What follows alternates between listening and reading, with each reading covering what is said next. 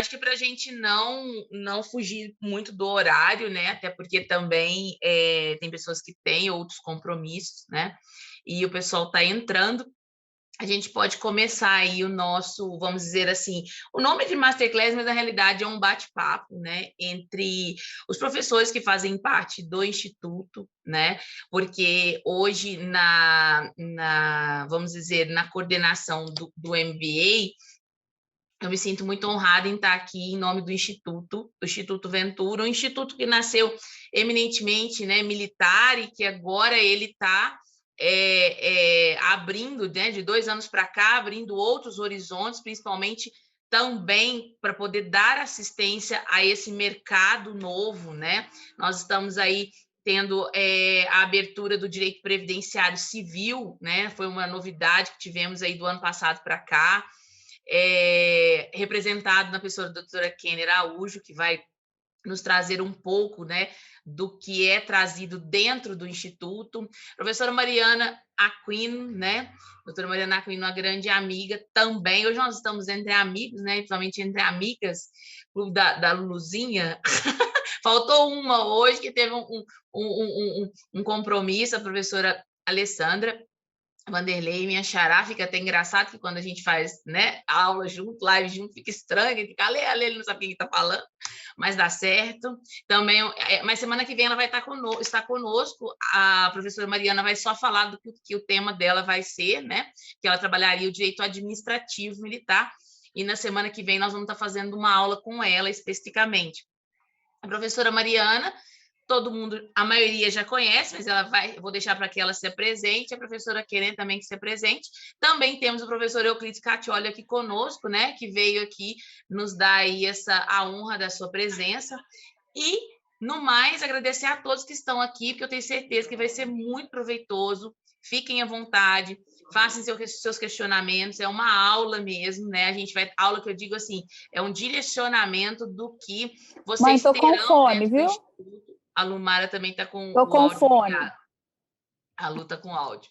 E que vocês terão as oportunidades, principalmente agora que nós temos no Instituto o Ventura Academy, que é uma proposta nova. Depois eu e a professora Kenner vão falar um pouco mais do Ventura Academy, porque no Ventura Academy vocês vão ter a oportunidade, imagina, Lu, vão ter a oportunidade de terem alguns conteúdos que são aí para assistência do advogado, né, da vida na advocacia e também na parte de concurso público. Então, vou passar a palavra para a nossa amiga Mariana Aquino, para ela se apresentar, para quem não a conhece, e para ela dizer aí, falar um pouquinho a respeito do que ela separou para a gente, que é sempre uma aula, é sempre um prazer tê-la conosco. Mari, a palavra é sua. Obrigada, Lê. Bom, mais uma vez, boa noite a todos e a todas. É um prazer estar aqui, mais uma vez, para falar sobre direito militar. E eu tenho um carinho muito grande pelo Instituto Venturo, que foi o primeiro local que eu comecei a dar aulas aqui no Rio, né? Sempre foi muito bem acolhida pelo Coronel Francisco, pela Vanessa, e fiquei muito feliz em integrar esse time aqui do MBA, coordenado pela professora Alessandra Minaré. Para quem não me conhece, meu nome é Mariana Aquino, eu sou juíza federal da Justiça Militar da União, aqui no Rio de Janeiro. Atuo aqui na primeira auditoria da primeira circunscrição judiciária militar. Mas antes de ser juíza, eu fui militar da aeronáutica, fui tenente da aeronáutica, né, da área de serviços jurídicos. Então, eu tinha acabado a faculdade, eu estudei para o concurso, e é muito curioso, porque na faculdade a gente não tem a matéria de direito militar, que, na verdade, o direito militar ele tem um leque muito grande de opções, né, a seguir. E quando eu comecei a estudar, eu me apaixonei pelo direito penal militar e pelo direito processual penal militar. Obviamente que tanto para o concurso da aeronáutica, em um grau menor, mas para o concurso da magistratura militar, eu tinha que conhecer muito o direito militar, não só o penal militar, processo penal militar, como administrativo militar, constitucional militar, direitos humanos, enfim. Então, foi o meu primeiro contato e eu gostei muito. E atuando na aeronáutica, no dia a dia, eu pude verificar como era essa questão da parte administrativa, eu pude entender melhor. Então, essa questão de PM, sindicância, processo administrativo, foi um ganho muito grande para mim de conhecimento, antes de eu ingressar na magistratura militar. E meu sonho, desde que eu entrei na aeronáutica, eu descobri que existia justiça militar, porque antes eu tinha um conhecimento, mas eu nunca tinha estudado a fundo, né? Eu tinha aquela ideia mais de filme americano, deve ser uma corte marcial, formada só por militares. Tanto que até hoje, quando eu digo que eu sou juíza da justiça militar, muitas pessoas confundem. Falam, ela é juíza militar, eu sempre corrijo. Não, eu sou juíza federal da justiça militar. O juiz militar é aquele militar sorteado para compor os conselhos de justiça, né? A gente tem que dar a nomenclatura correta. E eu fiquei encantada com essa área, encantada. Desde que eu entrei, no primeiro dia que eu entrei na aeronáutica, eu falei, eu vou ser juíza da justiça militar. Na época, o nome do cargo era juiz auditor. Então, eu dizia, eu vou ser juíza auditora. E aí eu fui estudando, o concurso demorou uma vida para ter, demorou 10 anos, né, do último concurso para o meu, e eu fiquei estudando. Então, assim, quem está almejando concurso sabe como essa vida é complicada, né, é uma vida de sacrifício, dedicação, e eu estudei muito. E aí, quando eu passei no concurso, porque eu queria só esse concurso, gente, você imagina, você vai fazer um concurso que abriu o edital com 6 vagas, é o concurso da sua vida, ou seja, você tem que passar. Então, eu ficava estudando loucamente. Nessa época já, eu estava cedida como militar para a auditoria militar para assessorar os juízes lá em Brasília. Então, foi uma experiência maravilhosa, porque eu já estudava, já fazia sentença, fazia decisão. Eu estava já fazendo tudo na prática, o que eu ia fazer na prova de sentença, por exemplo, né? E eu tive essa vivência com esses juízes que foram verdadeiros professores para mim. Eu tive muita sorte. Então, a área do direito militar é uma área que tem uma possibilidade muito grande de você conhecer um ramo do direito muito diferente e especializado, que pode te levar a várias vertentes. Então, nós temos o direito administrativo militar, direito penal militar, processo penal militar, o direito previdenciário militar, o direito constitucional militar, e assim vai. E você, tanto como advogado, como militar que quer conhecer ali os seus direitos ou vai atuar, de repente, como assessor jurídico, ou quer fazer concurso para a área de advogado militar mesmo, então advogado das forças, né? Tem que estudar o direito militar, tem que saber a fundo, porque os concursos eles estão pedindo cada vez mais uma profundidade maior esse conhecimento. Não dá para ter um conhecimento superficial, um conhecimento raso. Obviamente que vocês têm que saber muito de legislação também. E quem almeja ser juiz federal da Justiça Militar, ou juiz de direito do juízo militar no âmbito dos TJMs, ou que almeja o Ministério Público Militar, a Defensoria Pública da União, que também cobra o conhecimento do direito militar, é importante vocês estarem sempre estudando, porque são concursos que são muito bons, muito escassos, né, o número de vagas, por isso vocês têm que não podem parar de estudar e têm que realmente se dedicar para aquela área, porque é uma área muito específica, muito, sabe? Eu lembro na minha prova oral que os ministros do STM perguntaram coisas teóricas e também questões muito práticas, que você tinha que aliar esse conhecimento teórico a essa questão prática, você tinha que conhecer de tudo um pouco e em muita profundidade. Então, eu acho que é muito... Você consegue agregar muita coisa nesse seu estudo, sabe? E eu sempre falo ali para os alunos, eu acho muito interessante que eles vão até a auditoria militar e assistam uma audiência, porque a estrutura da justiça militar é muito diferente. E você indo até lá e vendo como é uma audiência, vendo como é uma sessão de julgamento, que normalmente tem aquele conselho, né, de justiça, eu já vou explicar rapidamente aqui a questão da estrutura em primeiro grau, principalmente da justiça militar, é muito interessante, porque vocês conseguem ver como é diferente da justiça comum. Então, vários advogados me procuram depois da audiência e falam, nossa, doutora, é muito diferente a estrutura, os servidores têm um cuidado maior, né? A estrutura toda ali é muito boa para o trabalho do advogado, tem um atendimento muito bom para eles. Eles também têm esse contato direto com o juiz, tudo que eles precisam, eles marcam o horário, vão até o gabinete, conversam. Teve uma audiência que me chamou a atenção, que eu fui até o plenário antes para ver se estava tudo certo, porque era uma audiência de um processo mais midiático, né? Então tinha muita gente que queria assistir. E aí eu cheguei 2 horas antes, eu pedi para organizarem tudo direitinho, isso foi antes da pandemia, porque o plenário é pequenininho e tinha muita gente já lá fora. E aí eu falei, não, pode deixar entrar e tal. Aí fui lá, me preocupei de ter uma cadeira para estagiária do advogado, né? E aí ele veio me dizer, nossa, doutora, a gente não nota esse cuidado, porque no âmbito da justiça comum, são muitos processos, muitas audiências, é tudo muito rápido, né? Porque realmente o volume de processos é muito maior, a estrutura é diferente. E na justiça militar, muita gente questiona essa situação de menos processos que na justiça comum. Mas a gente deve lembrar que é uma justiça especializada, como são outras justiças, justiça do trabalho e justiça eleitoral. Então, pela especificidade da justiça, a gente não tem que medir número de processos, sim produtividade, e a produtividade é altíssima. né? E se a gente fosse pensar que a Justiça Militar tem muito processo, alguma coisa estaria muito errada, porque a maioria dos nossos jurisdicionados na Justiça Militar da União são militares, porque nós também julgamos civis. Então, se nós tivéssemos muitos processos, quer dizer que muitos militares estariam transgredindo a norma. Isso seria muito preocupante, né? Porque normalmente o militar ele é aquela pessoa padrão, que é aquele cidadão que cumpre as leis, os regulamentos, etc. É um cidadão diferenciado. Então, eu acho muito importante vocês buscarem esse conhecimento, e eu procuro, principalmente no MBA, eu achei bem interessante, porque na última aula eu trouxe uns casos práticos para a gente discutir e explicar, né, como é que é uma denúncia, alegações escritas, como é que é a sessão de julgamento, e são casos que sempre, alguns casos bem diferentes, que trazem muitos questionamentos, então é muito rico o aprendizado. E é por isso que é muito boa também essa interação entre professor e aluno, porque essa questão da pandemia, e eu digo até no âmbito das audiências, virou um problema e uma solução. Obviamente que o Poder Judiciário não pode parar, né? E também as nossas aulas têm que continuar e tudo mais. Mas a gente teve que se adaptar a esse novo normal. Agora mesmo, eu tô aqui, meus 2 filhos estavam gritando, esmurrando a porta, e eu super blasé aqui, fazendo que estava tudo bem, né? Eu conversei com eles, que a mamãe ia gravar uma aula, mas vocês sabem como é. E a gente teve que se adaptar. Então, quando a gente tem a possibilidade de aliar a teoria à prática, discutindo casos concretos, trazendo essa vivência, trazendo questões de concurso, eu gosto muito de trazer nas aulas, eu acho que isso enriquece bastante. E por isso que eu gosto muito quando vocês deixam a câmera ligada, ou quando vocês fazem perguntas, porque a gente gosta dessa interação. E se Deus quiser, daqui a algum tempo, e esperamos que seja muito breve, todo mundo vai estar vacinado e a gente vai poder fazer as aulas presenciais.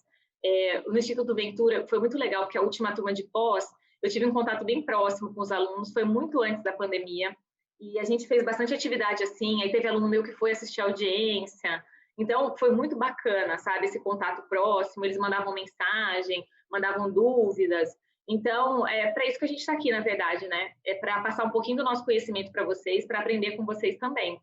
E o que eu queria falar sobre a Justiça Militar, rapidamente, para quem não conhece, no nível da Justiça Militar da União, é que, como eu falei, muitas pessoas desconhecem a Justiça Militar, e nós sabemos que a Justiça Militar faz parte do Poder Judiciário e é a justiça mais antiga do país. E no âmbito da Justiça Militar da União, em primeiro grau, nós temos 2 órgãos, que primeiro é o juiz togado monocraticamente, né? O juiz que faz o concurso para ser juiz federal da Justiça Militar, ele é um civil, passa por um concurso de magistratura normal, com 5 fases, prova objetiva, prova discursiva, prova de sentença, prova de títulos e prova oral. E aí ele toma posse como juiz federal da Justiça Militar e vai atuar em alguma das auditorias das circunscrições judiciárias militares.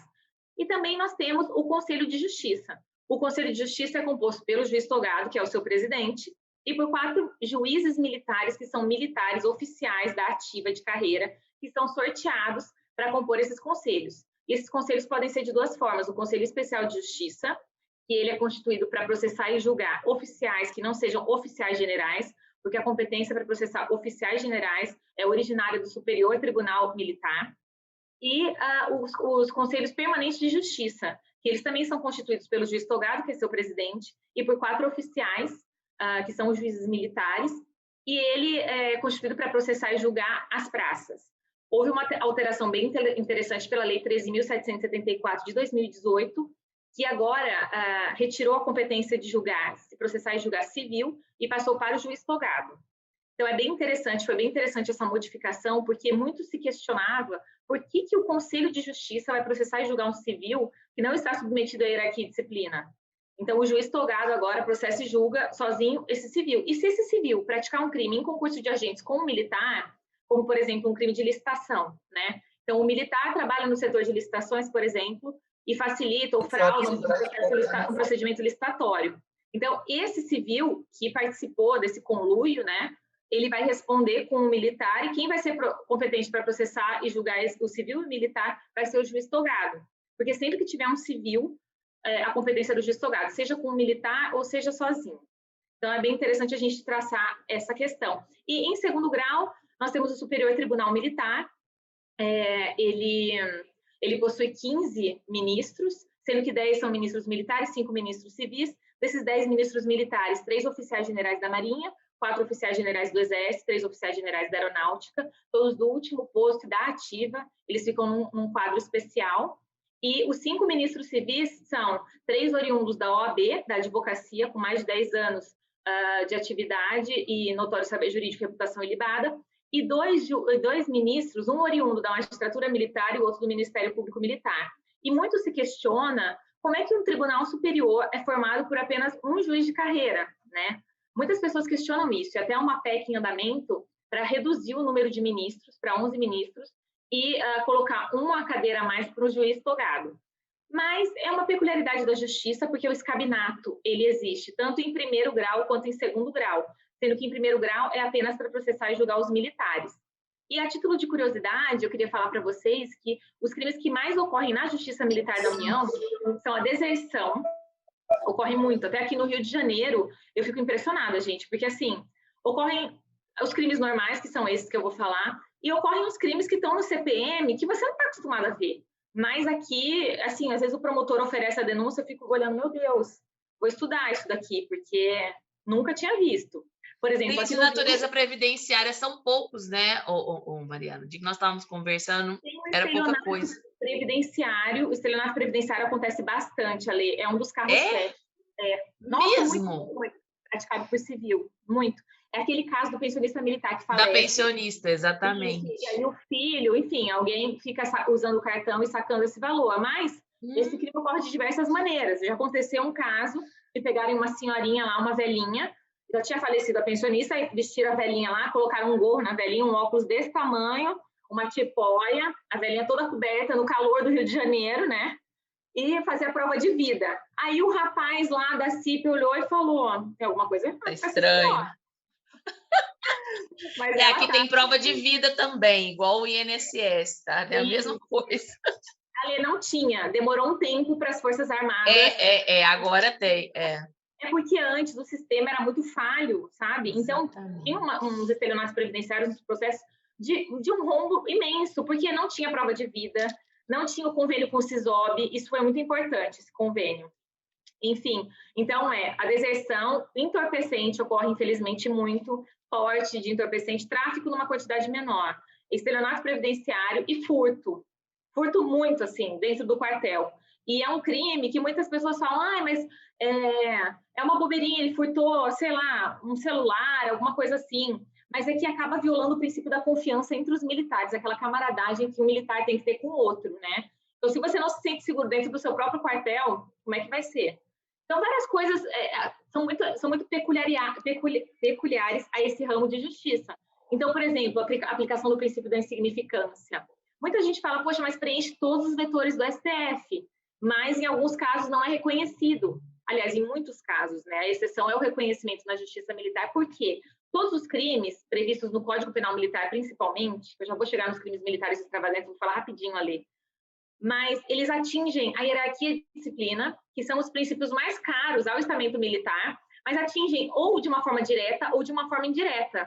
Então, aplicar insignificância nesses casos é algo que, principalmente, o Superior Tribunal Militar entende que fere muito esses princípios. Então, não teria como ele veda a aplicação do princípio da insignificância. Mesmo porque a maioria dos crimes do CPM, a pena é bem pequenininha, né? E, assim, se fosse ver realmente a questão da insignificância retirada do âmbito castrense, um furto de um celular, por exemplo, de alguma outra coisa ali fora da caserna, não seria tão relevante, mas dentro da caserna é. E muitas vezes a gente tem que avaliar até que aquela pessoa vítima daquele furto é um soldado, que o soldo já é muito baixo, então é subtraído um celular para ele, vai fazer muita diferença aquilo, e é por isso que a gente tem que analisar em cada caso concreto. É por isso que é tão diferente o direito militar. E o legislador, ele simplesmente esquece que existe o direito militar. Eu ia te falar isso agora. Nós tivemos uma modificação em 2018, e qual a outra modificação que nós tivemos? Porque, assim, levaram-se anos, né, para ter alguma mudança na legislação, né? Tiveram duas, né? Duas grandes, vamos dizer assim, modificações, né? Foi isso que a gente até recebeu com muita surpresa, a 13.491 de 2017, porque, na verdade, era uma lei para ser temporária, na época da Copa do Mundo, das Olimpíadas, e aí o presidente vetou a parte da temporalidade da lei, inclusive está sendo questionada a inconstitucionalidade dela no STF, vai ser julgada, agora já está pautado. E teve modificações muito interessantes, como a ampliação do conceito de crime militar. Porque o artigo 9º, gente, ele é o coração do Código Penal Militar. O que quer dizer o artigo 9º? O artigo 9º vai dizer quando o crime é militar. Por quê? Além de ter a tipicidade direta, que é o enquadramento do fato dentro da norma, como se fosse uma mão dentro da luva, então, furtou um celular. Então, está lá no CPM, né? Encaixou. Furtou o celular. Subtrair coisa alheia móvel para si ou para outra. Pá, encaixou o tipo penal lá, o fato dentro do tipo penal. Mas tem que ver se é crime militar. Então, você tem que ir lá no artigo 9º e ver. Ah, é crime praticado por militar contra militar? Então, é crime militar. E o artigo 9º 2A traz essa hipótese. Agora, você abre aí aquele parênteses, nós tivemos problema, né, de cortando, com o pessoal do auxílio emergencial, né, Mari? Ah, sim, os militares. Os militares que receberam auxílio emergencial, e aí o 9º, ele resolve a situação, né? Se você for, é o que você falou, são crimes militares, né? Contra militares, efetivamente, e ali é contra quem, né? É um crime? Mas é contra quem? Então, a gente tinha que levantar essa questão. Então, nesse caso, não seria crime militar, porque as instituições militares não foram ofendidas. E essa questão, Ale, do militar praticar um crime ou do civil praticar um crime, na parte do inciso 3, que é por civil ou por militar da reserva ou remunerado, só é reconhecido que é crime militar quando ofende as instituições militares. Mas lembrando que o STF, ele tem restringido cada vez mais a competência da justiça militar, ainda que o crime seja praticado por militar contra militar, que seria já no inciso 2. A interpretação do STF é por restringir muito a competência da justiça militar e tirar quase tudo da gente, né? Mas essa alteração, que aí o legislador, por um equívoco, acabou, né, acordando e modificando a legislação, foi muito benéfica para a gente e nos pegou de surpresa. Porque agora, o crime que estiver previsto na legislação extravagante ou dentro do Código Penal, ele pode ser militar se encaixar em alguma das hipóteses do artigo 9º. Exemplo, um abuso de autoridade praticado por um militar em serviço. Agora é competência da Justiça Militar. Um assédio sexual praticado por um militar contra um militar. É competência da Justiça Militar, né? Que são crimes militares, são crimes previstos no Código Penal, mas agora, por conta dessa mudança da Lei 13.491, foi modificado o artigo 9º e agora podem ser considerados crimes militares por extensão ou crimes militares extravagantes. A doutrina tem usado essa nomenclatura. Então, realmente ampliou a competência e foi algo muito bom para a gente. E olha só, na justiça, na questão estadual, da Polícia Militar e do Corpo de Bombeiros, queria que você falasse um pouquinho. E só abrindo um parênteses, é o caso da ministra, né? A ministra, a única mulher, né, no STM, a ministra, uma pessoa, né, amorosa demais, já tivemos com ela em vários eventos, né, Mariana? E ela ocupa, só para o pessoal saber, uma cadeira que é da OAB, né?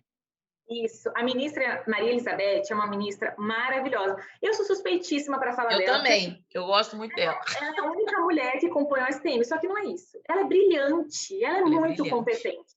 A gente, quando ouve uma palestra da ministra, você fica, assim, encantada, né? Ela tem muito conhecimento, ela tem uma fala mansa, mais firme, e ela realmente exerce com muita competência o cargo de ministra. Ela tem um olhar diferenciado, ela é muito sensível ao analisar os processos, e é muito importante isso. E ela ocupa uma das vagas da OAB, a ministra ocupa, e a única mulher a fazer parte do tribunal em seus 212 anos de existência. E veio da advocacia. Veio da advocacia, isso. Mas então, falando sobre a Justiça Militar Estadual, a Justiça Militar Estadual processa e julga apenas policiais militares e bombeiros militares. Então, não processa e julga civis, tá? E aí, em primeiro grau, a Constituição é pelos Conselhos de Justiça, também formado pelo juiz togado, que nós temos apenas 3 estados que têm Tribunal de Justiça Militar, que é São Paulo, Minas Gerais. A gente não tem Tribunal de Justiça Militar aqui no Rio, é só São Paulo, Minas Gerais e Rio Grande do Sul. Aqui o TJ faz às vezes, né? Porque nos estados que não tem TJM, que não são todos, menos esses 3, o Tribunal de Justiça é que recebe os recursos oriundos desses julgamentos em primeira instância da Justiça Militar Estadual. Então, nós temos aqui uma auditoria militar, por exemplo, no Rio de Janeiro, né? Tem uma juíza que fez concurso de juíza de direito, e aí, normalmente, eles não sabem nada de direito militar, tem que estudar, né, quando são designados, porque muitos concursos nem cobram essa matéria, a gente faz. No concurso da magistratura estadual, muitos não cobram. E a pessoa chega lá e tem que trabalhar, tem que julgar. E aqui tem uma auditoria que tem uma juíza de direito, tem um membro do Ministério Público Estadual que é destacado também para atuar junto à auditoria, né? E aí é isso. Agora, nos estados que tem TJM, aí sim, tem uma estrutura bem diferenciada, tem os desembargadores, eles são oriundos, tem desembargador militar, também é um escabinato, tem desembargador militar, tem desembargador civil, tem um membro do MP que vira desembargador, no quinto constitucional normal, né? E aí, em primeiro grau, tem o juiz de direito do juízo militar, que é a nomenclatura para o juiz que faz o concurso para a Justiça Militar Estadual, que tem TJM, juiz de direito do juízo militar, e ele vai processar e julgar essas causas que são contra causas criminais, né? Mas também ele pode julgar a Justiça Militar Estadual por força da Emenda Constitucional 45, não tem a competência apenas criminal, mas também ela pode julgar ações relativas a atos disciplinares militares. Então, é uma grande diferença. E aí tem esse escabinato quando a vítima é militar ou quando é uma instituição militar a lesada, e se a vítima for civil, o juiz vai julgar monocraticamente. Basicamente, essas são as diferenças. Mas sempre lembrando que vamos supor que um militar, ele em serviço não, que já seria crime militar, mas um militar pratique um crime que não seja considerado crime militar, que não se enquadre em nenhuma das hipóteses do artigo 9º, ele vai responder perante a justiça comum e não a justiça militar, tá? Tem que fazer essa diferença na hora de analisar a conduta daquele militar. Ou se o militar praticar um crime que não está previsto no Código Penal Militar e estiver previsto no Código Penal Comum, mas se enquadrar em alguma das hipóteses do artigo 9º, ele vai ser processado e julgado perante a Justiça Militar Estadual. E a Justiça Militar Estadual competente será do seu estado de origem, por mais que ele pratique o crime em outro estado. Isso é importante a gente falar também. O que acontece? Esse desconhecimento, né? E acaba que as pessoas não têm fazem muita confusão, né? Até mesmo na hora que vai denominar, por exemplo, o que você faz, né? Que você veio concursada, mas peraí, ela é juíza militar ou ela é justiça, entendeu? Então existe toda essa situação. Quando eu já assisti suas aulas tanto no Instituto, tanto em outras instituições, você traz isso muito enfaticamente, né, para as pessoas entenderem exatamente e qual é a sua última instância, né? Porque essa é a grande dúvida. Por exemplo, saiu da sua seara, para onde que sobe os recursos? Sobem para onde? Qual é o caminho que isso faz? Né? Existem muitas essas dúvidas com relação a esses graus de escalonamento da justiça militar. No caso da União, como que funciona, Mari? Você fala de crime militar, Ale? Primeiro grau, tá? Vamos dizer, como você está aí, para onde vão esses recursos? Aí, no caso da Justiça Militar da União, vão para o STM direto. Não tem um tribunal intermediário, um TRM, por exemplo. Isso, exatamente. Ele vai direto. Então, os recursos que eu faço vão todos para o STM. Isso. E na Justiça Militar Estadual vão para o TJ, no caso de estados que não têm um TJM, ou para o TJM, né? E é assim que... Bom, se for uma questão constitucional, no caso da Justiça Militar da União, vai para o STF, no caso da Justiça Militar Estadual também. Mas ainda no caso da Justiça Militar Estadual, tem alguns processos que podem ir para o STJ, a depender do objeto desse recurso, né? Então, basicamente é isso. Mas a Justiça Federal, é importante a gente trazer aqui, vai lidar com as questões cíveis e administrativas do militar. Então, se o militar, por exemplo, requerer uma reforma administrativa, ele vai ter que requerer um militar, por exemplo, das Forças Armadas perante a Justiça Federal. E assim vai. E é interessante, Ale, porque para o nosso concurso a gente tem que ter muito conhecimento dessa legislação administrativa, muito. Eles cobram muito, cobram com profundidade. Mas a gente não atua nessa área. Só que tem alguns casos de crimes que têm correlação com a área. Por exemplo, a deserção. A gente tem que saber a lei do serviço militar a fundo, porque tem alguns casos ali que podem anular a incorporação. Aí você tem que saber o que é incorporação, o que é desincorporação, o que é licenciamento. Então, a gente precisa ter todo esse cabedal de conhecimento administrativo militar, que é muito importante, né? Tem que estar sempre... Na verdade, é o que eu costumo dizer. A ideia do MBA, qual que é o viés, a diferença com a pós, né? O viés é a parte prática. que é como você disse, a gente tem lá a oportunidade de estar nas oficinas, né? E aí a gente acaba podendo levar, igual você trouxe, casos práticos, né? Eu também consigo, o professor Euclides também consegue. Então, existe essa diferença. E lá estuda-se a fundo todas essas áreas, né? Por exemplo, eu faço previdência militar, mas isso não quer dizer que eu tenho que conhecer a estrutura do direito militar, do direito administrativo militar, não, é o que eu costumo dizer para todos os alunos, não existe como você ter um desconhecimento, né, dessas outras áreas, você tem que ter um conhecimento. Tá ligado?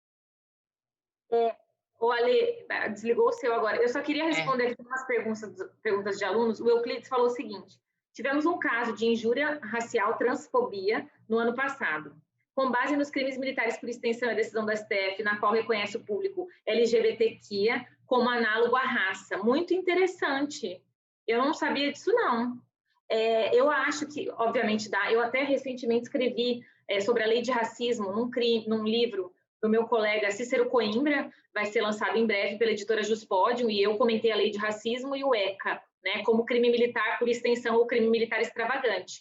E também é importante a gente dizer que tem muita gente que confunde injúria racial com racismo. Então, eu trago bastante essa diferença ali, comento os artigos, que a lei é bem pequenininha, comento os artigos já voltados para o crime militar, né, extravagante. Bem interessante. E aqui o Euclides também falou que no TJM estadual o desembargador ainda é chamado de juiz de segundo grau. Eles chamam de juiz o desembargador, que na verdade o nome certo seria desembargador, mas eles falam juiz, né? Eu já vi muitas pessoas falando já desembargador justamente para mostrar que é juiz, mas eu acredito que na lei orgânica deva estar juiz ainda. Porque vocês sabem que a justiça militar, tanto a estadual quanto a da União, tem algumas peculiaridades aí, então seria interessante mudar para desembargador. E o Magno perguntou: um militar homem comete crime de violência doméstica, vai para a justiça militar ou comum?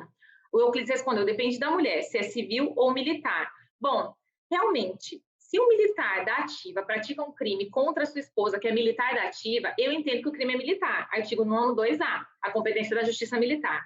Aí tem uma grande discussão se aplica ou não a Lei Maria da Penha. Eu entendo que se aplica, por força da Lei 3.491.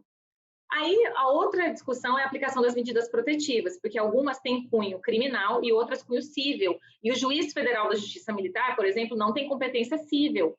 Mas aí a gente declina da competência, no meu entender, com relação a essas medidas protetivas, e encaminha para o juiz competente. Com relação ao processo crime, entendo que nós temos total competência também para decretar medidas protetivas de caráter criminal, tá?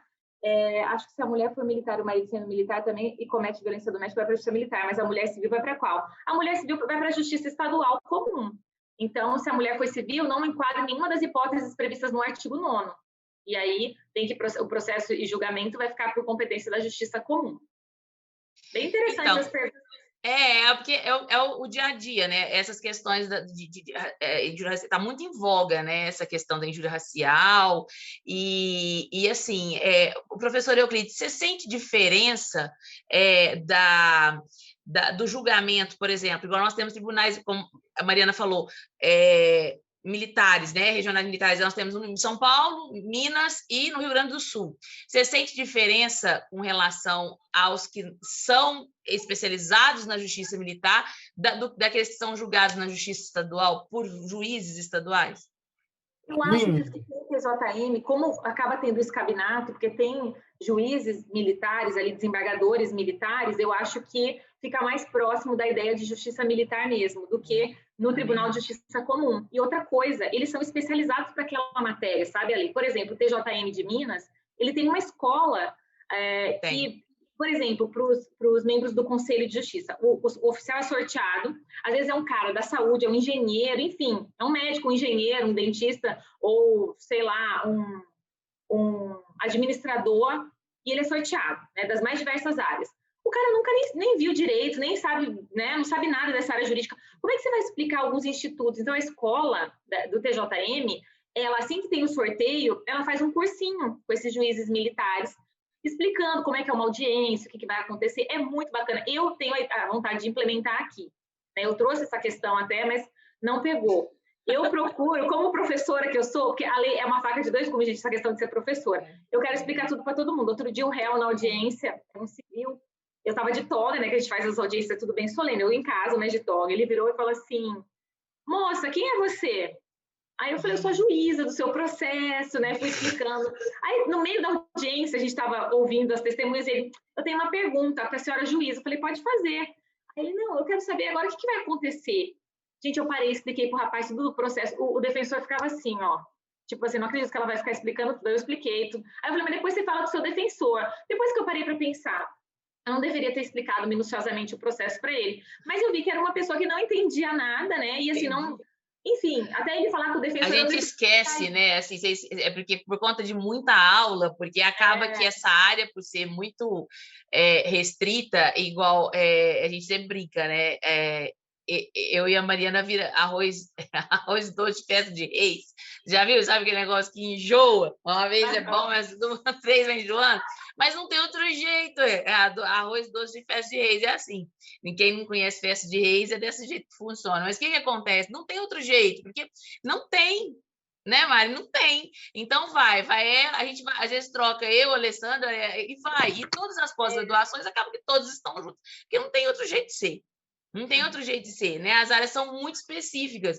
E aí, a gente, por conta desse hábito de dar aula, acaba que uma mera explicaçãozinha vira sabe, um negócio bem gigante. E a gente sabe da sua situação, né? Como juiz, ainda fica mais complicada ainda essa situação. Você passa por isso também, Euclides? Euclides também passa por isso, porque ele é da PM, pessoal... Hoje mesmo, esse caso que eu falei da transfobia, né, com base na ação direta ordinária 26, né, o causador do fato estava no quartel hoje falando comigo e eu tendo que orientar ele de um outro inquérito que ele está respondendo, né? Então acontece e acabando tendo que explicar, é comum. Mas é gostoso, é bacana, porque aí força a gente a aprender, né? Força a gente a aprender. A gente está sempre estudando. Mas esse negócio de explicar para os juízes militares é muito importante, porque pensa só, se coloca no lugar dele, ele é sorteado, ele chega lá, vai, é um médico. Ele não sabe nem do que está se falando, aí você pega a parte alega prescrição. Vai falar, o que é prescrição? Então, o que eu falo para as partes? Mas nem precisa falar, porque o Ministério Público Militar, tanto a DPU quanto os advogados, sempre procuram utilizar palavras mais simples. Ninguém vai ficar usando latim, juridiquês, porque aí que o conselho não vai entender nada, né? É um conselho leigo, não entende essa parte jurídica, dificilmente tem alguém que é formado em direito. Então, é importante, eu sempre converso com eles, mas essa iniciativa dessa escola, do TJM, eu acho fantástica, de explicar o que vai acontecer, como é que é, porque às vezes a pessoa tem dúvida, até na dinâmica da audiência, né? Então, é bem interessante. Em São Paulo tem também a Escola do Judiciário Militar Paulista, inclusive quem quiser acessar aí tem alguns vídeos lá de cursos online, tá? Então tem uma série de até questão de direito penal inimigo, direito com juízes da JMU, né? Então tem bastante material lá online, sim, videoaulas realizados lá no TJM, no auditório, e que até em razão da pandemia estão disponibilizando esses vídeos aí para atualização do pessoal. Legal, bom saber. Eu vou jogar o link aqui no... Coloca o link para o pessoal aí achar aí. Porque o que acontece? É aquilo que você falou, né, Maria? As coisas estão mudando, né? Então vai ficar uma coisa mais... Tem que ser, não tem outra forma de ser. Não vamos sabendo que vai ser difícil essa questão presencial até então, e então facilitou bastante esse acesso, né? E o direito militar ele tem crescido muito em todos os âmbitos, em todas as suas vertentes, em todas as suas frentes, né? E além disso, da parte da advocacia, eu queria só que você linkasse um pouquinho para já te liberar aí, que eu sei que você está com as visitas em casa, nós todas estamos, né? Mas para te liberar aí, com relação aos concursos, né? Aos concursos públicos dessa área, porque você também ministra aula direcionada a concursos públicos, né? Sim, e aí o enfoque, Ali, é bom você trazer isso aqui à baila, porque é bem diferente de uma pós-graduação, né? O estudo direcionado para concurso público, obviamente que a pós-graduação, para quem está estudando para concurso, por que ela é maravilhosa? Primeiro que você vai estar vendo alguns conceitos em uma profundidade maior do que o normal, então isso vai te ajudar muito para uma segunda fase, para uma prova oral, você vai ter esse cabedal de conhecimento muito bom. E também que vale como título, gente, é 0,25 de título após. Então, isso agrega muito. Eu acho super importante ter uma pós-graduação. E uma pós-graduação em Direito Militar, para quem está estudando ou para quem deseja advogar, é muito bom. E para quem está fazendo concurso público também, por esse motivo. Eu acho que sempre agrega. Os concursos públicos na área militar, eles são em várias frentes, né? Tem para quem quer ser militar de carreira, quer ser assessor jurídico, por exemplo. Então, faz o concurso para a Força Armada, para a Marinha, para o Exército, para a Aeronáutica, o concurso específico do quadro complementar. Na Marinha é quadro técnico, no Exército é quadro complementar e na Aeronáutica é quadro de apoio. Na época que eu fiz concurso também para entrar na FAB, mas não tinha o quadro permanente, né? Era só o quadro temporário. Então, eu fiquei na Aeronáutica por 9 anos e foi maravilhoso, uma experiência maravilhosa. E me ajuda muito, muito mesmo, para entender esse universo castrense e poder julgar, né? Não que quem não tenha sido militar antes seja algum demérito ou tenha alguma dificuldade, mas eu acho que isso agrega para mim, eu consigo visualizar isso. E os concursos na área militar, além desses, para as carreiras militares, também tem, e também no âmbito da Polícia Militar e do Corpo de Bombeiro Militar, obviamente, né? Também tem o concurso para a magistratura militar, no âmbito da Justiça Militar da União, e na magistratura estadual, como eu falei para vocês, a magistratura militar estadual para os lugares que tem TJM. Então, TJM de Minas, de São Paulo e do Rio Grande do Sul. Eu lembro que quando eu comecei a estudar para o concurso da magistratura militar da União, tinha um bizu que não ia ter o concurso tão cedo e que ia abrir um concurso para o TJM de Minas. E eu amo Minas Gerais, né, Ali? Amo de paixão. Falei, bom, então, vou fazer para o TJM. Estava estudando, assim, a fundo a parte da Justiça Militar Estadual e continuei estudando para a Justiça Militar da União, porque as matérias são muito específicas. Então, assim, eu não estudei para mais nada, eu só estudei para isso. Aí, abri o concurso, na época, eu estava estudando para servidor do STM. E aí, eu passei para oficial de justiça e para analista, só que chamaram pouquíssimos, porque aí era por região. Aí, eu fiquei aguardando, não fui chamada dentro das vagas. E aí eu continuei estudando para juiz. Então, assim, quando eu fui passando de servidor, eu vi, mesmo fora das vagas, eu vi que eu estava no caminho certo, porque era um estudo bem direcionado. E quando eu entrei para a magistratura militar, como eu já estava assessorando o juiz, eu já sabia como é que o juiz federal da Justiça Militar atuava, foi maravilhoso, porque eu tive a certeza do que eu queria, né? E além da magistratura militar, também tem o concurso do Ministério Público Militar, que é um dos ramos do Ministério Público da União. Então, um concurso excelente, está aberto agora, vai ter prova dia 1º de agosto, prova objetiva, se Deus quiser, né? Não vou adiar a prova objetiva, eu fico muito preocupada com os alunos, porque eu lembro como eu ficava desesperada quando eu estava para concurso, porque a gente, poxa, o concurseiro, ele é um ser carente, né? Assim, carente porque ele está ansioso, ele quer logo passar, esse estudo para concurso é maçante, sim, quem falar que não é, está mentindo, porque é maçante, é cansativo, você tem que abdicar de uma série de coisas. Óbvio que depois que você passa, você fica livre para ler outras coisas, né? Ampliar o seu conhecimento de uma forma mais tranquila e de acordo com o seu gosto pessoal. Mas quando você está estudando para concurso, é aquilo. Então, é muito difícil, você tem que abdicar de muita coisa, você fica muito vulnerável. Eu lembro que eu saía das provas, por exemplo, do Ministério Público Militar. Eu saí da prova, uma menina que estava estudando horror, isso aqui, ela falou, mas o que você colocou, essa segunda fase, o que você colocou na questão tal de penal militar? Eu falei, eu coloquei não sei o quê. Não, era de administrativo, sei lá. Aí eu falei, eu coloquei não sei o que. Ela, mas não era não sei o que lá, não sei o que lá. Gente, a menina falou tanta propriedade, eu fiquei com o olho cheio d'água, eu falei, gente, eu errei tudo, meu Deus do céu, fiquei arrasada. Quando saiu o gabarito, ela estava errada, eu estava certa. Então, assim, confiem mais em vocês. Eu sei que é difícil para quem está estudando para concurso, mas é uma coisa que, assim, quando você está estudando, é muito difícil, não dá para mentir.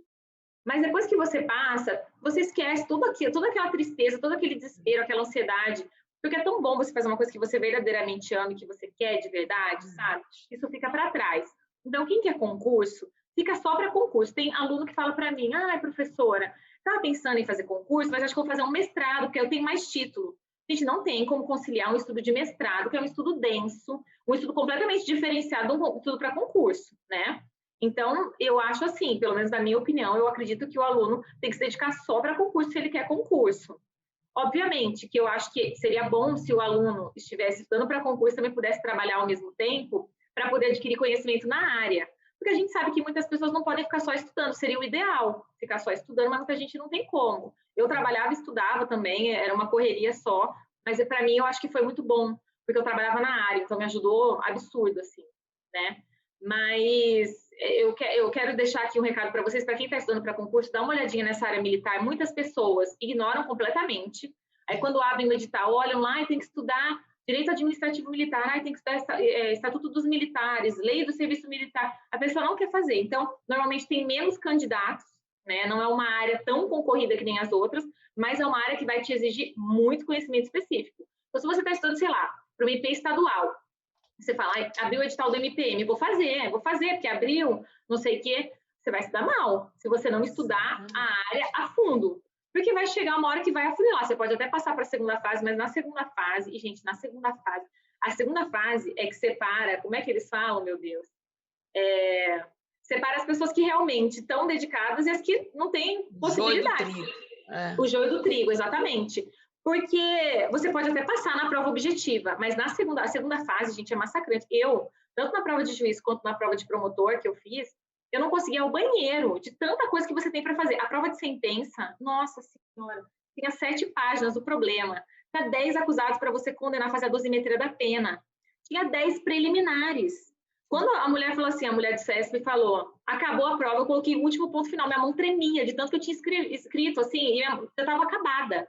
E eu falei, meu Deus, ainda bem que eu consegui acabar a sentença, vamos esperar o resultado, porque dá aquela aflição, aí você sai da prova, eu lembro que eu pegava um papelzinho, quando eu saí da prova, fiquei, fiz o endereçamento correto, fiz o relatório, fiz não sei o quê. Você começa a entrar em tilt, sabe, pensando que você fez, que você não fez, é uma loucura, mas não tem coisa melhor o dia que sai o seu nomezinho ali publicado no Diário Oficial da União. Ai, gente, não dá para descrever essa sensação, é uma sensação única na vida, é igual o dia da tua posse, que você chega lá e fala, meu Deus, eu consegui, eu não acredito, porque a gente duvida muito da gente, né? Exato. É normal do ser humano, ninguém fica 100% achando que vai conseguir alguma coisa, por mais que você acredite, muitas vezes você duvida, e eu duvidava muitas vezes eu falei, meu Deus, é muito difícil, será que eu vou conseguir, será que isso é para mim? Mas eu sempre falei, eu quero ser juiz, eu tenho que correr atrás, tenho que estudar. Então, para quem está estudando para concurso, quem quer esse caminho tortuoso dos concursos, siga firme, não desista, porque todo mundo fala, é como se fosse uma fila. Se você sair da fila, você vai ter que ir lá para o fim de novo. Começar tudo então, de novo. Continue na fila, que um dia vai chegar a sua vez, né? É verdade. Mário, eu tenho que te agradecer mais uma vez, né? E assim, como você disse, essa parte de incitou concurso, porque tem algumas pessoas aqui que eu sei que estão inscritos, que vão assistir, que querem também a área de concurso público, e também para mostrar o tamanho da área, né? A dimensão que é a área de direito militar. Além disso, você falou uma coisa muito importante, que é o que eu vou linkar agora com a professora Kênia. Quando eu te conheci, assim, a primeira vez, né, pessoalmente, que foi até acho que foi o último encontro nosso que existiu antes da pandemia, né? Foi nessa época, ano passado. E aí a gente se encontrou, e aí você virou para mim e falou assim, nossa, mas tem muita coisa na área de previdência militar que a gente não tem nem ideia. Realmente, é a mesma coisa vice-versa, porque dentro do direito militar, a grande confusão são com os ramos do direito militar, né? Então, existe, como você disse inicialmente, o direito militar, o direito administrativo militar, né? E também tem uma subdivisão dentro do administrativo, que é o disciplinar, né? Que o professor Euclides vai falar com mais propriedade. Existe também, dentro do direito militar, a parte direito internacional militar. Então, a gente tem muita coisa para trabalhar, só que é pouco explorado. Aí vem todas aquelas dificuldades que o advogado diz. Será que é o público que é difícil? Mas o que eu fico tentando entender, e nós falamos aqui, quantos anos levaram para se começarem a modificar as legislações, né? Quantos anos que ficaram aí, por exemplo, a reforma previdenciária, né, vamos dizer, do quadro militar, ela aconteceu 20 anos, né, praticamente, depois da medida provisória. Durante 20 anos, nós ficamos por uma medida provisória. E aí, depois que veio agora, depois de 20 anos. Então, o que acontece? A mesma coisa nas legislações que você falou, de 2017, de 2018. Então, o que acontece? Agora, diferentemente disso, é o que acontece com o direito previdenciário civil, né? Que é onde a ideia do Instituto foi legal nesse sentido de agregar ambos, porque o que acontece? O previdenciarista do regime geral é o cara para fazer previdenciário do regime militar, porque ele já tem todos os nãos possíveis, né? Ele tem todos os nãos possíveis. E aí, o que acontece?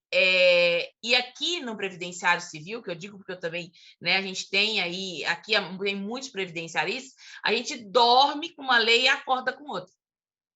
Entendeu? Totalmente diferente do que acontece no âmbito militar. Então, eu não entendo por que as pessoas têm, às vezes, vamos dizer assim, esse receio da área, porque realmente aqui as legislações são legislações firmes, são legislações, muita coisa a gente consegue criar tese, principalmente na área previdenciária, porque não é só o que tem na lei, é o que eu sempre digo, você tem que procurar, às vezes, o que não tem na lei para você conseguir resolver o problema do militar. E o grande e maior, vamos dizer assim, a cereja do bolo, os próprios militares desconhecem os seus direitos previdenciários, né?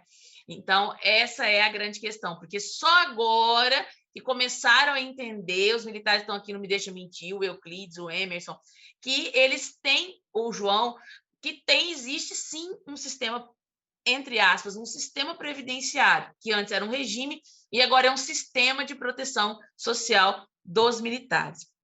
E para que eu seja um profissional completo, eu tenho que ter noção da parte civil. Porque ontem eu dei uma aula sobre planejamento previdenciário, né, militar.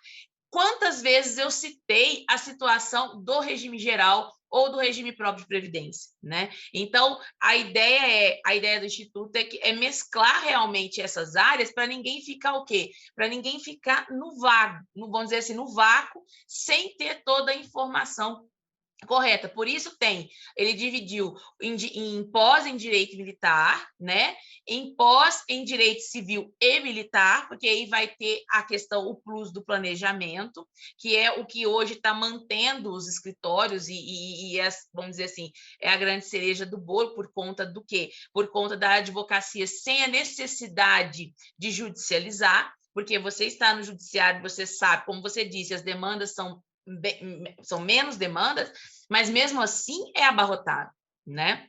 E o que acontece no caso do civil, o juiz federal, por exemplo, né? O juiz da União, você conhece vários, eles não estão dando conta de tanto serviço, de tanto trabalho, porque a gente dorme com uma lei e acorda com outra. Então, antes, assim, primeiro te agradecer imensamente a sua disponibilidade. Eu vou chamar a professora Kênia para ela falar um pouquinho aí do que é esse acordar e levantar. Agora nós vamos virar o jogo e falar um pouquinho daquilo que é diferente do que o direito militar ou o direito previdenciário militar traz para a gente. Mari, beijo muito imenso. Obrigada, eu queria agradecer muito e desejar uma boa live para os outros colegas também, e um abraço para todo mundo aí que está estudando. O Instituto Ventura é um lugar muito acolhedor, tenho certeza que qualquer dúvida que vocês tiverem, os professores vão estar muito tranquilos para responder a vocês, a Alê coordenando tudo isso, e é uma satisfação fazer parte desse corpo docente e ter esse contato com vocês, tá, gente? Obrigada, boa noite, tenho que ir lá que meus filhinhos estão me esperando. Beijo, Mari. E agora eu passo a vez para a doutora Kênia, que também tem 2 meninos. Você também, né, Mari? 2, ela 2, eu que as creches estão todas abertas hoje. 2, está tudo aberto as creches. Então, agora mesmo eu chego do Emerson ali. Às vezes ele chega carinha ali. Está todo mundo com as creches abertas hoje. Kênia, agora é sua vez. Seja bem-vinda. Kênia é professora nossa no direito previdenciário e vai falar um pouquinho para a gente aí da importância de encaixar o regime geral no regime, junto com o sistema de proteção social dos militares. A palavra é sua, Kênia. Boa noite a todos. Mais uma vez, um prazer estar com vocês aqui no Instituto Ventura. Oportunidade que nós temos aí de aprimorar, né, os nossos conhecimentos aí na parte do regime geral. A doutora Alessandra já colocou para nós aí que no regime geral é a gente viver perigosamente, né? Porque hoje nós dormimos com a legislação e amanhã, ao acordar, já temos outra. Então, um prazer enorme estar de volta.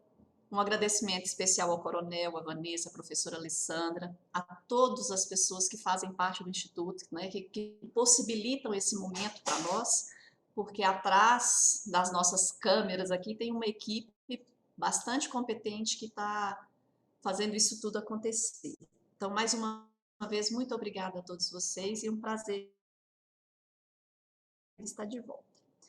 A mim coube a incumbência, né, de falar depois da doutora Mariana. Vamos lá, vou cumprir o meu papel, espero que com excelência também, modéstia, né, Alessandra? Mas trazer para vocês também a importância do regime geral vinculado aí ao regime militar. O que o regime geral pode agregar para vocês no regime militar? Como que nós podemos levar tempo de um regime para o outro? O que nós temos aí de mais importante no regime geral que pode trazer, né, que pode agregar para vocês aí no conhecimento? Como a Alessandra já colocou, o regime geral, ao contrário do que nós temos aí do regime militar, nós temos alterações constantes. Ela colocou aí que nós tivemos aí uma MP que vigorou aí por 20 anos. Aqui no regime geral nós não temos isso, infelizmente. Né? Acabamos de passar aí por uma reforma da Previdência, em 13 de novembro de 2019, que fez uma varredura mesmo nos direitos aí dos segurados.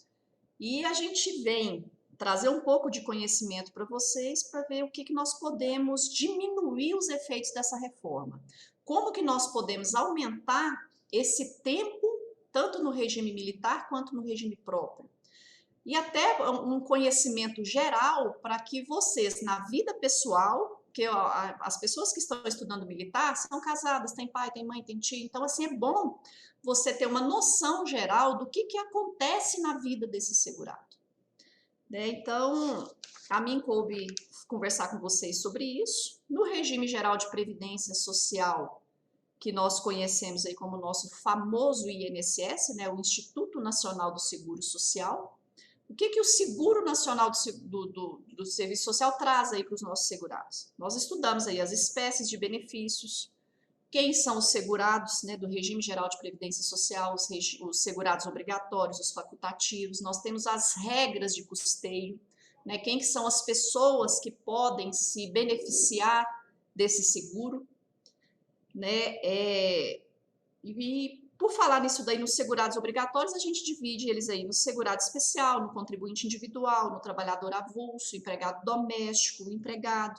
Temos esses todos aqui são aqueles que exercem atividade remunerada, porque o fato gerador no regime geral de previdência não é a contribuição paga, é o exercício da atividade remunerada. É isso que vai fazer com que a pessoa tenha esse vínculo com a previdência. Nós temos aí, além da categoria desses segurados obrigatórios, os segurados facultativos. Tá, esses segurados facultativos ligados ao regime geral de previdência, o que eles vão ter de benefícios, né? O que ele vai ter de contrapartida com aquela contribuição que ele faz ao Instituto? Nós teremos aí os benefícios por incapacidade, que antes da reforma da Previdência era o auxílio-doença, pós-reforma da Previdência ele passou a ser o auxílio-incapacidade temporária, esse para uma incapacidade temporária, como o próprio nome diz, e nós temos a aposentadoria por invalidez antes reforma, pós-reforma, aposentadoria por incapacidade permanente. Então, esses são os tipos de benefícios que a gente chama de benefícios não programáveis, aquele que você não sabe a hora que ele vai acontecer, qual que vai ser o fato gerador, qual que vai ser o evento que vai te conceder esse tipo de benefício. Passados esses, nós temos as aposentadorias, que são os benefícios programáveis. Antes da reforma da Previdência, a gente tinha aposentadoria por idade e aposentadoria por tempo de contribuição. Pós-reforma da Previdência, sai a aposentadoria por tempo de contribuição, aí tem a junção desses requisitos, desses dois benefícios, passando a ter um único benefício, que é a aposentadoria por idade. A aposentadoria por tempo de contribuição, ela não acabou de uma vez, estabeleceu-se 4 regras de transição para determinados segurados, né? Além dos tipos de benefício ainda de aposentadoria, nós temos a pensão por morte, que também é destinada aos dependentes, né, daquele instituidor do benefício.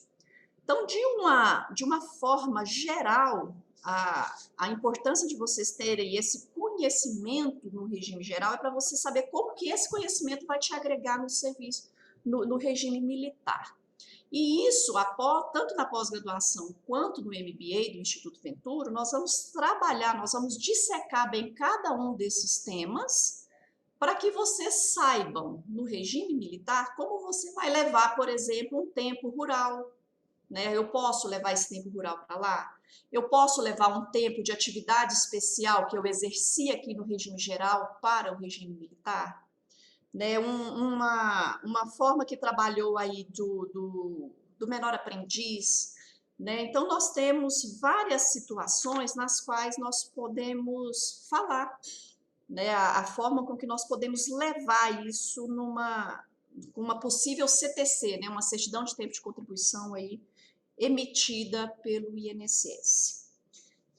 Em linhas gerais, Alessandra, seria isso, né, o que a gente conversa mais, né, o que nós vamos falar mais no regime geral da Previdência Social.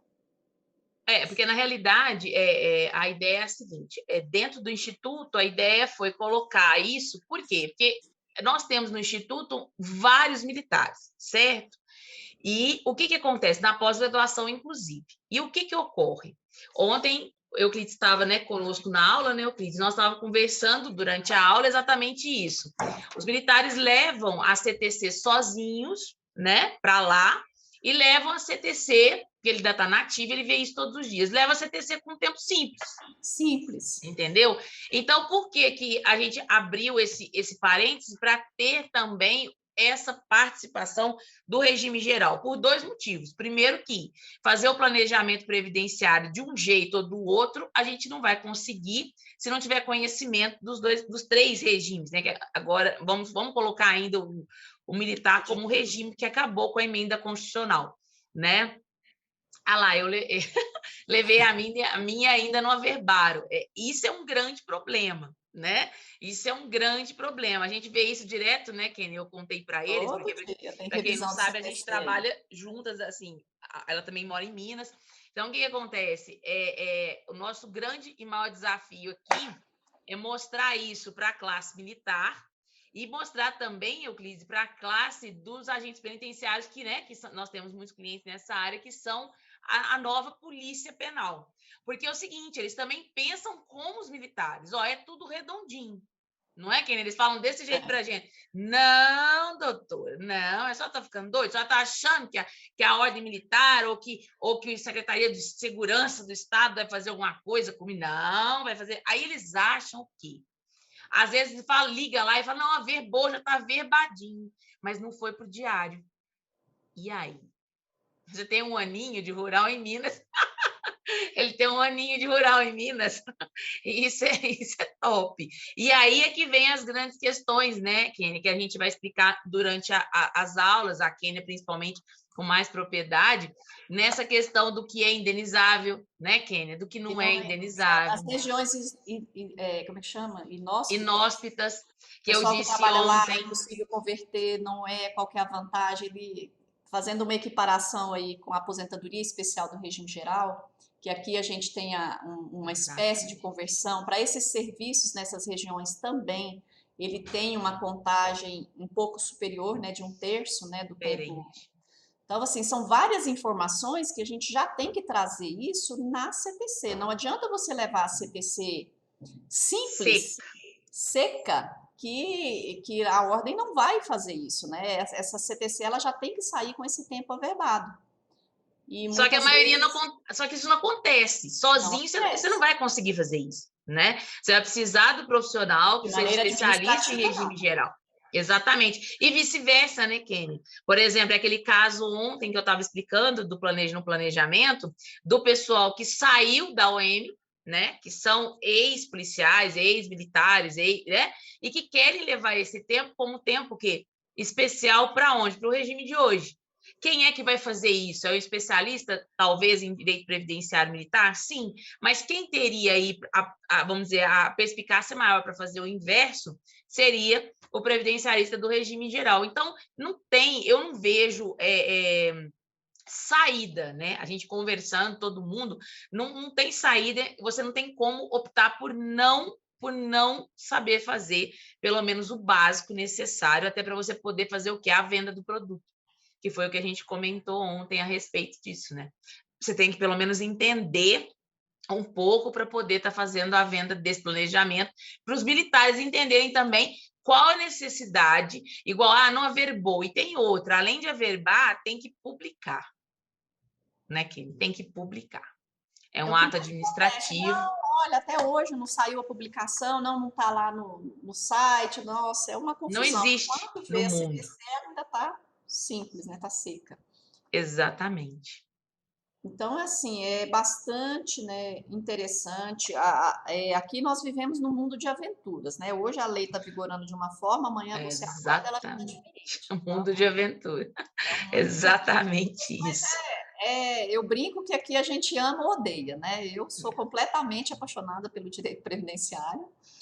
E é dessa forma, é igual vocês com a parte militar, né? Eu tô ingressando aí na parte militar, estou fazendo uns estudos, acompanhando aí a professora Alessandra, e justamente por já ter o conhecimento da parte do regime geral, é que você consegue assimilar com mais clareza mesmo o que significa cada terminologia aí do militar. E pensando nisso, o Instituto Venturo veio com essa opção, né, Alessandra, de a gente incluir aí o regime geral, justamente para poder agregar ainda mais o trabalho, né, para quem quer militar, para quem quer advogar, para quem quer trabalhar na área, ou também uma forma de aumentar o tempo de serviço daquela pessoa que está aguardando aí a reserva no militar. Kênia, obrigada, viu, pela sua participação. Eu queria, a gente trouxe a professora Kênia para ela mostrar realmente que existe a necessidade desse estudo, por isso que a gente trouxe.